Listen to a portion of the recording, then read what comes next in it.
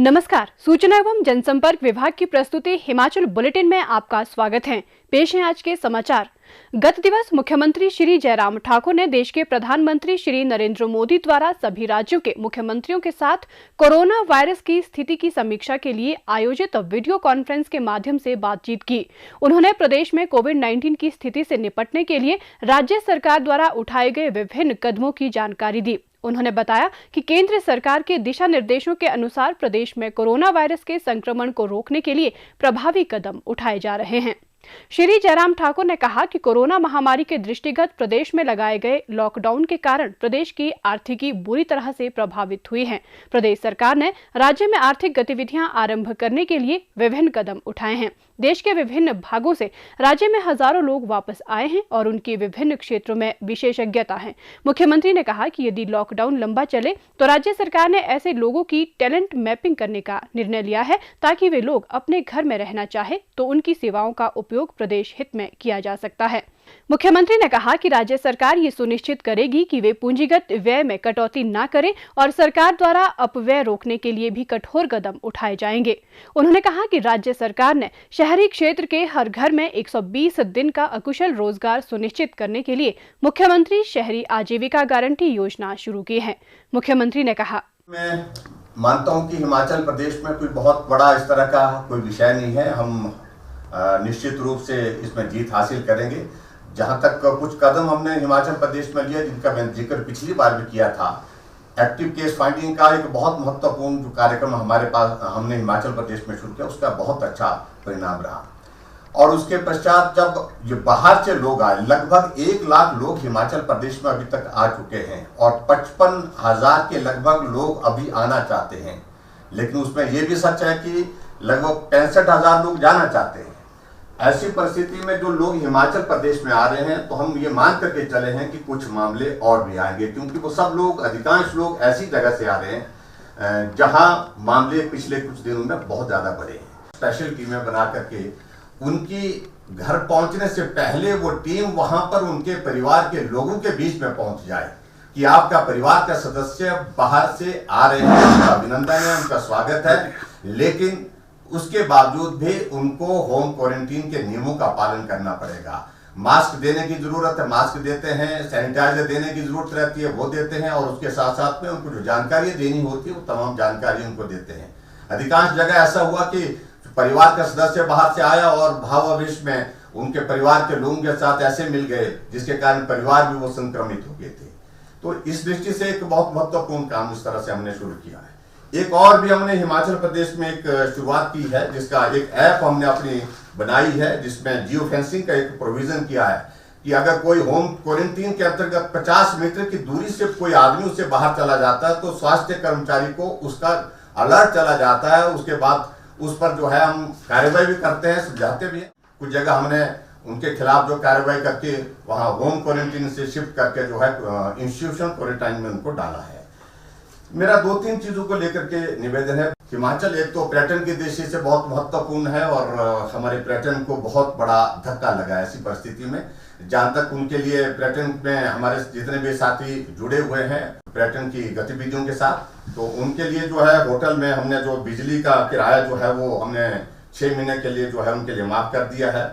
Industrial sector में हमारे हिमाचल प्रदेश में अच्छी परिस्थिति है। लगभग 70% से ज्यादा हमारे हिमाचल प्रदेश में इंडस्ट्री जो है वो पूरी गति से काम कर रही है। और उसी तरह से कुछ अगले प्लान्स हमने जो सोचे हैं जिसमें हम थोड़ा विचार कर रहे हैं कि जो हमारे हिमाचल में फूड सब्सिडी दी जाती है और इसके अलावा इलेक्ट्रिसिटी सब्सिडी दी जाती है, उसको हम कम करने की कोशिश कर रहे हैं। हमारा सेब का सीजन बहुत महत्वपूर्ण है और अब की बार संभावना ये लग रही है कि हिमाचल प्रदेश में अच्छी क्रॉप है और लगभग 3 करोड़ के लगभग सेब के बॉक्सेस आएंगे। तो मार्केट हमारी इसकी बड़ी मार्केट तो दिल्ली है, आजादपुर मार्केट, लेकिन आजादपुर मार्केट में कुछ मामले पिछले कुछ दिनों में बढ़ने के कारण वहां पर कुछ ऐसी परिस्थिति लगती है कि वो मार्केट चल भी पाएगी या नहीं चल पाएगी। तो उसके लिए वैकल्पिक व्यवस्था कुछ अगर हो सके मार्केटिंग के लिए, इसके लिए मैं जरूर निवेदन करना चाहूंगा।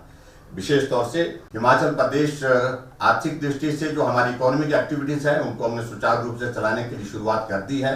काफी उसमें अच्छा माहौल भी बन गया है उस परिस्थिति में। और लॉकडाउन का मेरा निवेदन है कि अभी बढ़ाया जाए थोड़ा वक्त, क्योंकि एक साइकोलॉजिकल एक इम्पैक्ट लोगों को लगे कि हाँ कोविड-19 अभी मौजूद है। ऐसी परिस्थिति में हमको जो है लॉकडाउन का एक मुझे लगता है कि इसको कंटिन्यू करना चाहिए।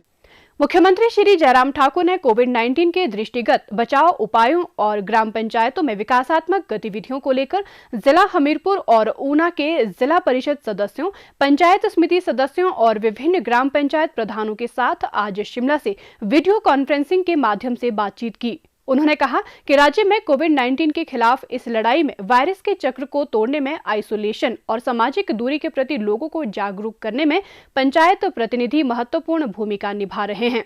उन्होंने कहा कि कुछ लोग रेड और ऑरेंज जोन से आ रहे हैं, इसलिए ये जरूरी है कि उचित स्वास्थ्य जांच के पश्चात उन्हें क्वारंटीन में रखा जाए। उन्होंने कहा कि राज्य सरकार ने बाहरी राज्यों से आने वाले लोगों पर नजर रखने के लिए निगाह कार्यक्रम शुरू किया है।